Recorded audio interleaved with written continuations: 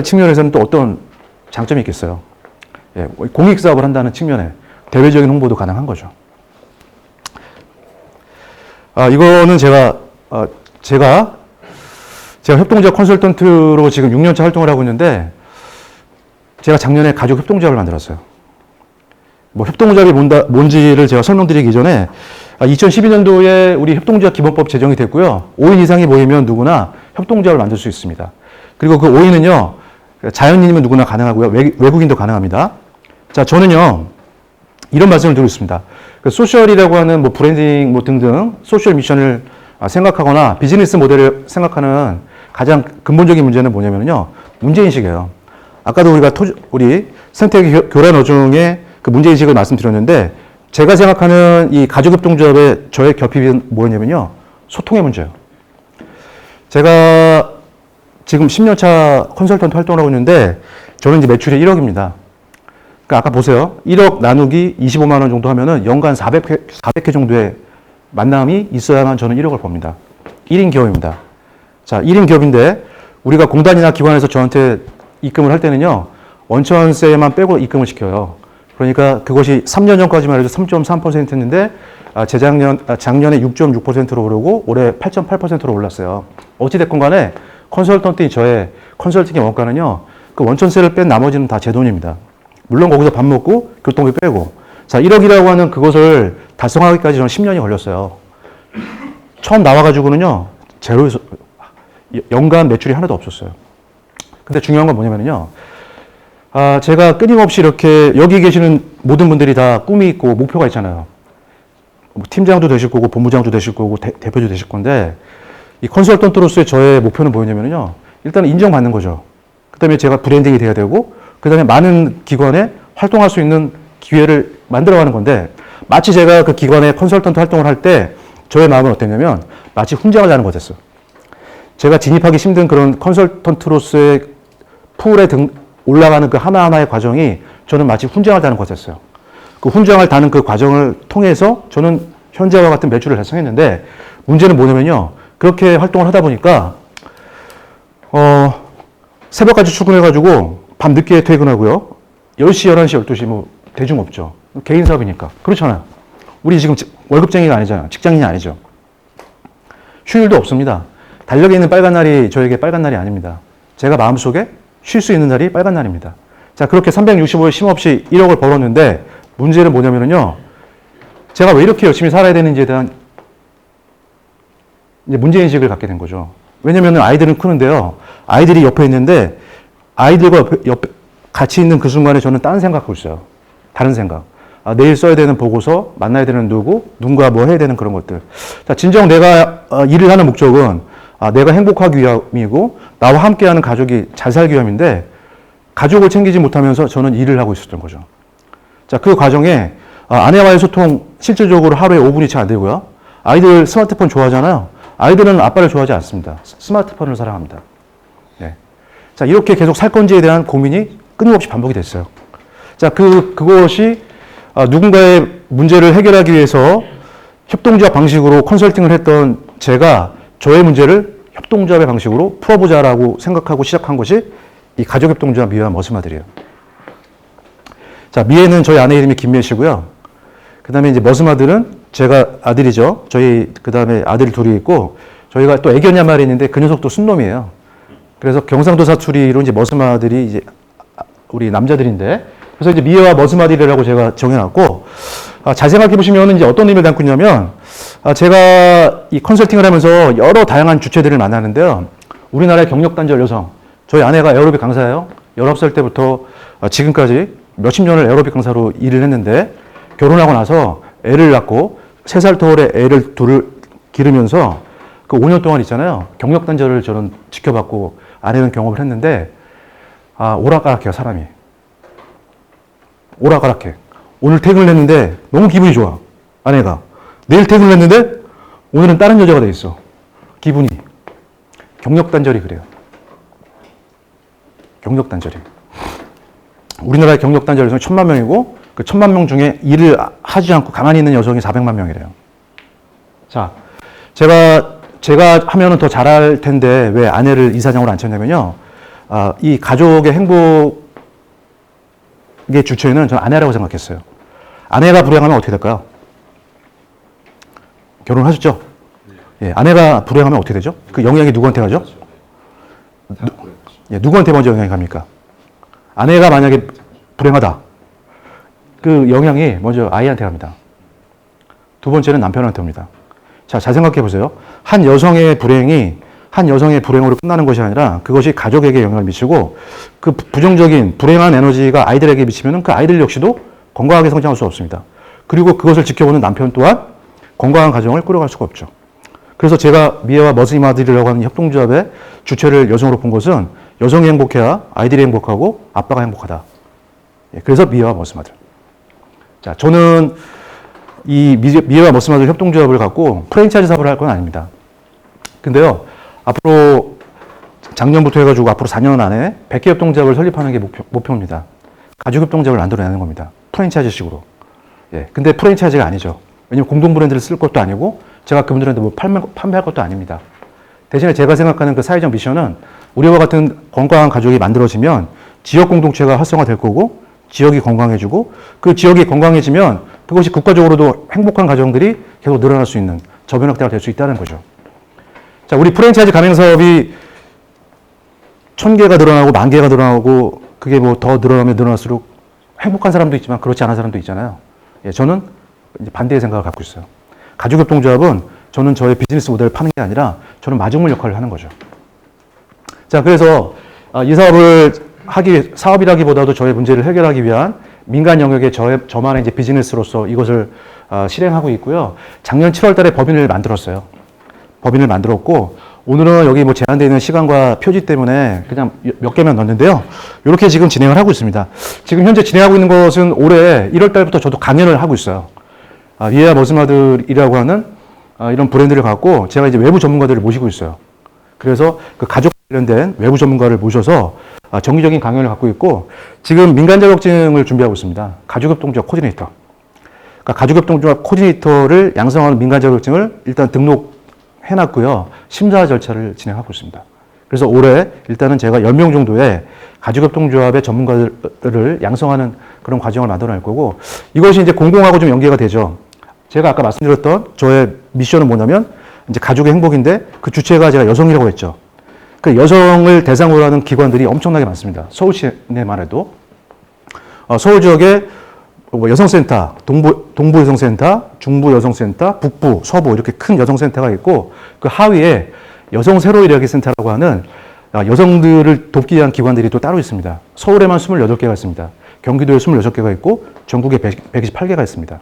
예, 그것을 갖다가 이러한 어떤 그런 저희 소셜 미션과 성장 모델을 갖고 아까와 같은 그런 코디네이터 양성 과정을 제안해서 확대해 나갈 수 있는 방향성을 갖고 있을 수 있겠죠.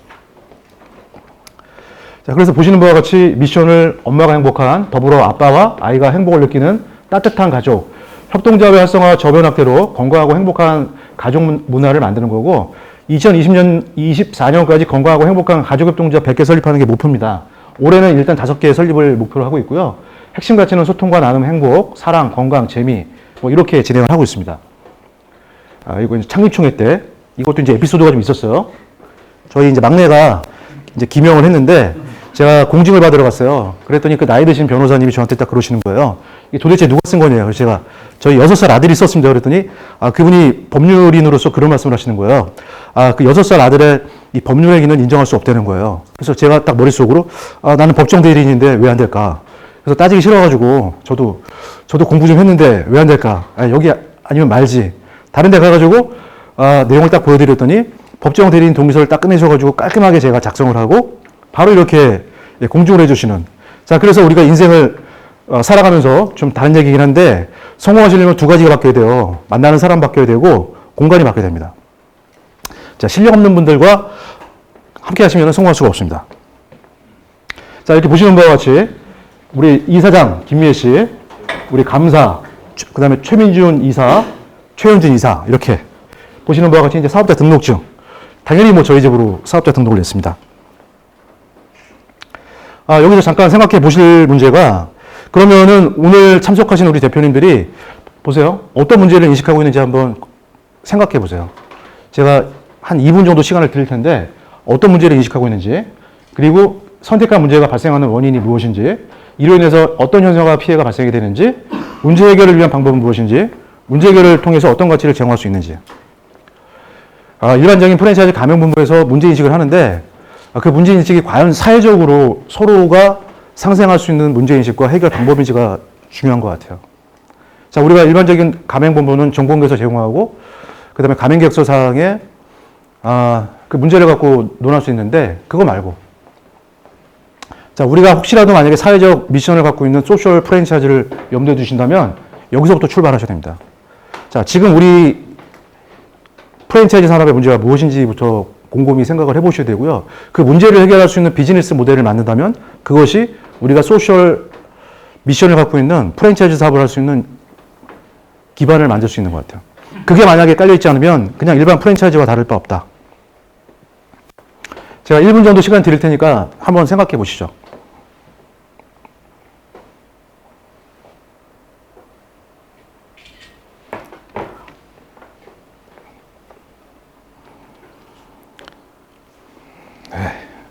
이게 벌써 어느새 이렇게 시간이 그냥 후딱후딱 갑니다. 자, 한번 생각해 보셨죠? 다음입니다. 제가 뭐 앞에 몇 가지 사례와 그럼 소셜 미션에 대한 제 개인적인 생각을 말씀드렸는데, 제가 실제적으로 진행했던 컨설팅 사례를 놓고 잠깐 더 말씀을 드리겠습니다. 평택시와 안성시에는 50여 명의 소규모 전문 공개인 사업자들이 있습니다. 근데 이제 이분들은 소셜 프랜차이즈 설립의 본질, 왜 필요한 거에 대한 그 인식은 좀 부족했습니다. 근데 여기서 이제 우리가 생각해 볼 바가 뭐냐면, 평택시와 안성시에 있는 50여 명의 소규모 전문 공개인들이 어떤 문제를 갖고 있는지 이것을 이제 묻고 있는 거고요. 첫 번째, 여기 1번. 개인 경력단절 여성 수공예 사업자들은 다음에 세 가지 문제가 있답니다. 첫째는 판로 개척과 수요 발굴에 한계가 있어요. 이분들이 보통 경영하는 그 사업장, 수공예 사업장이 10평이 안 돼요. 그러니까 10평이 채 안 되는 작은 공간에서 사실은 한 달 매출이 400이 채 안 됩니다. 굉장히 영세하죠. 그것도 지역도 서울이 아니라 또 경기, 평택과 안성에 있고요. 두 번째는 제품의 다양성 부족으로 고객 니즈 및 수요 충족의 한계가 있고, 세 번째는 R&D 신상품 개발의 한계와 경쟁력 부족으로 매출이 오르잖아요. 그럴 수밖에 없죠. 그래서 어떤 사회적 문제를 해결하기 위함인지 이렇게 지금 이야기를 하고 있고, 두 번째, 개인 역량만으로는 이 문제를 해결할 수 없는 건 뭐 사실이고요. 세 번째, 결국 이들은 1인당 500만 원씩 출자를 해서 협동조합을 만들게 됩니다. 그래서 조직 구성을 통해서 이 개인의 한계를 극복할 수 있는 협동조합, 5명이 모이는 협동조합을 통해 가지고 역할을 나누고 조직화, 체계화, 구조화하는 선택을 하게 되죠.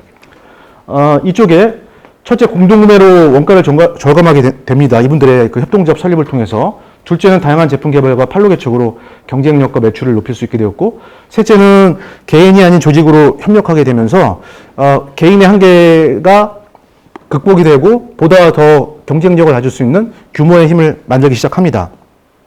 자, 그래서 조금 전에 설명드렸던 그들이 이분들입니다. 파랑새 협동조합이라는 곳이고요. 지금 보시는 분과 같이 여성으로 구성이 되어 있습니다. 이분들은 다 아까 말씀드렸던 것처럼 다 평택에 소재하는 수공예 사업장들을 운영하시는 소공인 사업자들입니다. 굉장히 영세하죠. 400만 원 이하니까요. 자, 그래서 이분들을 제가 만나게 된 것은 협동조합을 운영할 당시에 우리 소상공인 시장진흥단에 2017년도에 어떤 사업이 있었냐면요. 우리 프랜차이즈를 지원하는 사업이 있었는데 그냥 프랜차이즈 사업이 아니었어요. 그때 2017년도 처음에 기존 프랜차이즈 사업과 다랐던 게 뭐냐면 협동조합을 프랜차이즈화하는 사업을 지원했어요. 그러니까 공단에서 양성시킨, 성장시킨 기존의 협동조합을 프랜차이즈화하는 사업을 시작을 했고, 그때 저도 컨설턴트로서 저희 회사와 이 파랑새 협동조합의 이사장님이 뜻을 모아가지고 저희도 이제 참여하게 됐죠. 네, 참여하게 됐습니다. 자, 그래서 보시는 바와 같이 뭐 잘 아시겠지만 뭐 이런 식으로 구성을 하게 되고요. 이분들의 미션은 뭐냐면요. 수공예 산업 발전이에요. 근데 뭐 말은 거창하지만은요. 이 본질은 뭐냐면은요. 이 개인들, 아까 수공예 사업자, 이 여성의 경력 단절 문제를 제가 앞서서 말씀을 드렸는데 이분들도 마찬가지예요. 자, 이 경력 단절 여성들이 갖고 있는 문제, 자존감이 굉장히 떨어져 있다. 두 번째는 뭐냐면 경제적으로 독립할 수 있는 여건이 마련되어 있지 않다. 세 번째는 뭐냐면 실질적으로 비즈니스를 수행할 수 있을 정도의 경험과 노하우가 미천하다는 거예요. 적다. 그래서 어쨌든 간에 그렇게 문제를 갖고 있는 그들이 하나의 사업장을 운영하다가 그것이 동호회식으로 더 규모화되고 그것이 이제 협동조합이 되고 그 협동조합을 프랜차이즈 시스템을 갖춰가지고 이것이 더 생산될 수 있는, 확대될 수 있는 기회를 만들고자 했던 것이 그 본사업의 목적이었습니다. 근데 제가 진행을 해보니 어땠을까요? 이 협동조합을 운영하시는 분들이 지금 어떠냐면요. 비즈니스 모델이 완성도가 굉장히 낮아요. 그 이유가 뭐냐면요. 일단은 자본금이 적습니다. 보통 예를 들어서 5명이 모였는데 이 소공인 사업자들 1인당 100만 원씩 모아가지고 500만 원 모아서 출자금 걷는 경우가 사실은 적지 않고요. 그 500만 원 갖고 어떤 사업을 하겠어요? 제가 그분들한테 그런 말씀을 드리거든요. 제가 동네에 만약에 이면도로 C급 지상권에 들어가서 치킨 전문점을 하나 오픈을 해도 적게는 몇 천만 원 들어가는데 적게는 들어가잖아요. 근데 우리는 고작 500만 원 걷어가지고 사업을 하겠다고 하는 그것이 일단 어려움. 두 번째는 뭐냐면 사람이 없어요. 왜 사람이 없냐? 이 협동조합이라고 하는 법인을 만들었지만은요, 실제 거기서 일할 수 있는 사람은 따로 없는 거죠. 보수가 책정되어 있지 않고, 전문성도 떨어져 있고. 세 번째는 뭐냐면, 비즈니스 모델이 완성도가 낮아요. 사실은 비즈니스 모델이 없다고 해도 전무해요. 그것이 우리 민간에 지금 활성화되어 있는 프랜차이즈 산업의 비즈니스 모델과 이 공공에서 지금 운용되고 있는 비즈니스 모델의 가장 큰 차이점이에요. 비즈니스 모델이 자생력이 없다는 거. 자, 그래서 이런 문제를 갖고 있는 그분들을 만나가지고 협동조합이 부실한데 프랜차이즈를 얹으려고 하는 그 과정이 굉장히 힘들더라고요. 일단은 사람이 없어. 자, 우리가 컨설팅을 한다는 거는요, 시스템을 갖다가 그냥 얹혀주고 오는 게 아니라 그 안에 누군가를 성장시키고 나와야 돼요. 그 안에 누군가를 성장시키고 나와야 그들이 스스로 자생할 수 있는 힘을 만들고 그것이 구조화되고 시스템화되면서 성장할 수 있는 거거든요. 근데 그런 자원들이 없다고 생각해 보세요. 그러면 저는 어떻게 하겠습니까? 결국에는 페이퍼만 남는 거죠. 자, 그래서 우리는 이렇게 공예 제품을 판매하고 전문 공예 교육을 통해서 인력도 양성하면서 예순이라고 하는 새로운 브랜드를 만들어냅니다. 자, 보시는 바와 같은 7평, 10평 기준의 우리 수공예 전문 사업장을 갖다 이렇게 기획하고 외부 보시는 파사드도 만들어내고 그 다음에 이렇게 자재, 이렇게 모델링도 합니다. 7평 기준입니다. 참고로 이게 그때 2,500만 원 컨설팅이었어요. 기간은 한 8개월 정도 했던 것 같고요. 뭐 중요한 거는 어쨌든 간에 뭐 보기 좋은 그것이 나왔다는 게 중요한 게 아니라 그것이 정말 시스템이 정착이 되고 그것이 고도화돼가지고 그분들이 자립할 수 있는 그 과정을 만들었느냐가 핵심인데 그런 부분이 아쉬움이 좀 있습니다. 그래서 보시는 바와 같은 가맹점 타입이 만들어지는데요. 좀 재밌는 게 뭐냐면 그 매출액 400만 원 중에서 실제 제품 판매 금액이 30%밖에 안 돼요. 실제는 70%가 교육 콘텐츠와 관련된 매출액이에요. 그러니까 여기서 말하는 교육이라는 게 뭐냐면요. 그 엄마하고 딸이 와가지고 여기 와가지고요. 그 지도를 해주잖아요. 그럼 반제라고 해가지고 이렇게 조립할 수 있는 그런 재료들을 깔아놓고 순서대로 교육을 시키면 그걸 완성시켜가지고 가져가는 그런 교육과 관련된 비용들이 사실은 70% 차지하고 있습니다. 생각보다. 자, 이렇게 그래서 보시는 것처럼 우리 경력단절 여성들을 위한 예비 창업자를 우리는 발굴하고 그 경력단절 여성들의 자존감 회복과 독립을 위한 비즈니스 모델로서 이 소셜 프랜차이즈를 우리는 기획을 했던 거죠. 그 다음에 B급 지상권에 보증금 1,000만 원, 임대료 100만 원. 야, 말도 안 되는 생각하시겠지만 그때 평택시에 실질적으로 이런 물건들이 굉장히 많았어요. 그러니까 우리가 거점이 서울이 아니었고 이 경기도의 이 평택과 뭐 천안, 안성 이쪽에 지금 우리 수도권에서 좀 남부 쪽에 있는 그런 사업장을 중심으로 우리는 기획을 했던 거죠. 보시는 바와 같이 이제 7평에서 12평, 그 다음에 이런 비누라든지 목공예품을 생산하고 제품 판매가 아까 말씀드렸던 것처럼 30%, 교육 프로그램 70%, 그리고 기존에 우리 사업자들로 5개 사업장이 이미 운영되고 있었고, 뭐. 자, 그래서 이 협동조합 프랜차이즈 사업이 어떤 그런 목적을 갖고 있었냐면요. 결국에는요, 이익을 공유하는 모델이에요. 자, 우리가 일반적인 프랜차이즈 사업을 하시면서 이익을 공유한다는 거는 있을 수가 없죠. 대부분의 사업을 하시는 분들이 우리가 가맹본부, 가맹점 사업자가 수직이 아니라 수평적인 구조 안에서 우리 본부에서 발생되는 수익을 갖다 나누자고 하는 것이 이거예요. 이겁니다. 그래서 뭐 어렵게 말씀드릴 필요 없이 뭐 협동조합 방식의 조합원으로 참여할 경우에는 출자금 배당이라든지 이용시적 배당을 갖다가 우리 조합원 사업자면서 가맹점 사업자인 그들과 나누겠다는 그것이 기본적인 어떤 이 사업 모델의 핵심이고요. 또 이것을 갖다가 나누기를 기대한 그것이 소상공인시장진흥단의 협동조합 이익공경 사업의 핵심이었습니다.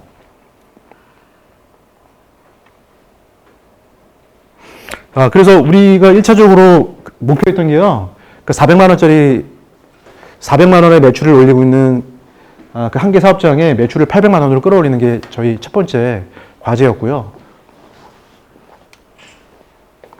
이렇게 800만 원 정도 매출을 올리면은 1인이 운영하면서 300만 원 정도의 수익을 발생시키니까요. 예를 들어서 800만 원 정도의 매출을 올리고, 여기서 핵심이 뭐냐면요. 1인이 경영하는 우리 수공예 사업장의 핵심이 뭐냐면요. 그러니까 일과 육아를 병행할 수 있는 구조를 만드는 거였었어요. 그냥 우리는 그런 걸 고려할 수 없죠. 그러니까 아침부터 저녁까지 정상적인 운영을 고려하지만은 우리 소셜 프랜차이즈나 이 협동조합 프랜차이즈 사업에서 핵심은 뭐냐면요. 이 여성의 어떤 그런 사회적인 문제를 갖다 해결해주는 그런 모델을 만들어내는 것이 핵심이었습니다. 그러니까 우리가 만약에 일반적인 프랜차이즈 모델을 만든다고 한다면 여성의 그런 일과 육아를 병행하는 워킹맘의 문제를 갖다 저희는 고려할 필요가 없는 거죠. 여기서는 그것을 고려하고 거기에 맞게끔 이제 설계가 됐다는 겁니다. 예, 보증금과 뭐 투자비 등등 이렇게 책정이 됐고, 이것이 이제 가맹본부의 예상 수익이었고요. 얼마 되진 않습니다만은 이렇게 계산이 됐었습니다. 네. 그러니까 3개년 출전 목표를 세우게 됐었고요. 예. 보시는 바와 같은 이런 가맹사업 추진 계획을 만들게 됩니다.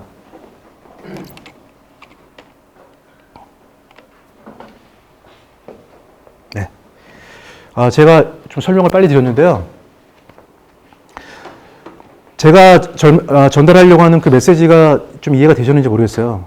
그러니까 뭐 소셜 브랜드, 뭐 브랜딩 이런 것들 거창한 게 아니고요.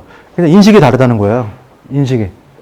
그러니까 우리가 만약에 소셜 프랜차이즈와 관련된 사업을 한다고 한다면은 1차적으로 나의 마음을 한번 가늠해 보셔야 돼요. 제가 바라보는 소셜 프랜차이즈를 하시는 분들은 일단은 태생이 달라요. 태생이 달라요. 사고가 다릅니다. 우리가 비정상이 아니고 다른 세계에 살아요. 제가 이 프랜차이즈 가맹 사업을 하면서 여러 부류의 많은 분들을 만났는데 이런 사회적 경제 활동을 하면서 만나본 분들 보고 제가 깜짝 놀랐어요. 제가 갔던 기업이 어떤 기업이냐면요. 장애인을 고용해가지고 이런 뭐 볼펜 같은 거 만들고 제품을 만들어내는 그런 사업장인데 제가 이제 평가를 갔죠. 평가를 갔는데 가보니까 이렇게 작업장이 있는데요. 발달장애. 그러니까 말도 좀 어눌하게 하고 이런 장애인들이 있잖아요. 그런 장애인이 20명이 앉아 있어요. 그래서 제가 이제 그 분위기가 좀 어색했는데 처음 딱 들어가자마자 그 장애인들이 저를 딱 보면서 갑자기 어서 오세요 막 이러는 거예요. 예. 너무나 생소하고 좀 어리둥절했는데 그 안에 들어가서 대표를 만나봤더니 그 대표를 딱 만났는데 그 모습이 저한테 처음에 어떻게 보이냐면 신부님처럼 보이더라고. 신부 수녀처럼. 그분들 대부분이 사회복지 쪽에 일을 하시는 분들이 많아요. 자, 보세요. 굳이 왜 볼펜을 그 발달장애인한테 그런 걸 맡겨야 될까요? 그렇게 안 해도 볼펜을 만들 수 있는데. 그분들은 볼펜을 만드는 게 목적이 아니었어요. 그 발달장애인들이 우리나라에서 외면되고 있는 그런 사회적 문제를 인식하고 그들이 일할 수 있는 공간을 만드는 게 그들의 목적이에요. 볼펜을 만들고 안 만들고 중요한 게 아니고 그 과정을 통해 가지고 이들이 일을 하고 한 인간으로서 성장하고 같이 공존할 수 있는 삶터를 만드는 거죠. 자, 그와 비슷한 공간이 있습니다. 또 다른 공간 왔는데 여기는 좀 특이했어요. 발달장애인이 있고 발달장애인이 한 명 있는데 여긴 팀으로 운영하는 거예요. 한 명이 누구냐면 이제 시니어. 우리 이제 어머님 같은 분들 있죠. 자, 문제 드릴게요. 왜 발달장애인하고 그 노인하고 한 팀을 묶어놨을까요?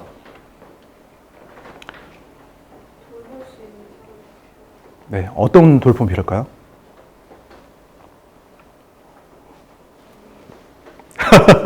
예, 좋습니다. 돌봄 맞아요. 자, 이 발달장애인들이요, 특징이 뭐냐면요, 매일 똑같은 교육을 시켜야 된대요. 그러니까 그걸 갖다 학습을, 매일 똑같은 학습을 시켜야만 꾀를 안 부린답니다.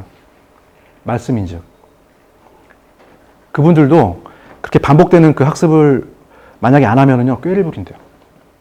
근데 중요한 건 뭐냐면은, 그러면 왜 시니어 엄마를, 우리 엄마 또래 그 어머님을 갖다 한 팀으로 묶어놨냐면, 말씀하신 것처럼 돌봄.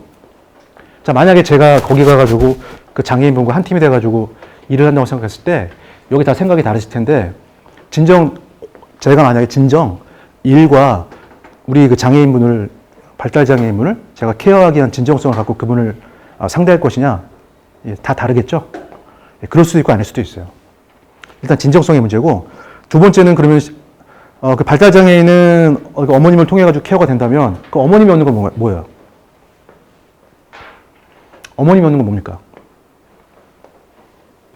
발달장애인은 그 어머님을 통해 가지고 케어를 받는데 그 어머님은 그럼 거기서 얻는 게 뭐죠?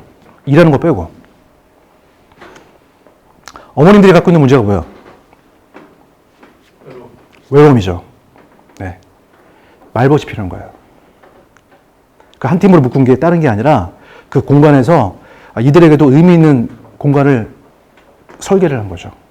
예. 발달장애인은 누군가의 진정성 있는 보살핌을 받는 것이고, 그 어머님들은 그 외로움을 해결하는 거예요. 예. 자, 잘 생각해 보세요. 그냥 누군가의 그 발달장애인의 뭔가를 갖다 만드는 걸로만 국한을 한다면 그거는 1단계다. 근데 2단계는 뭐냐면 이들의 질적인 삶을 갖다 고려한 거예요. 질적인 삶.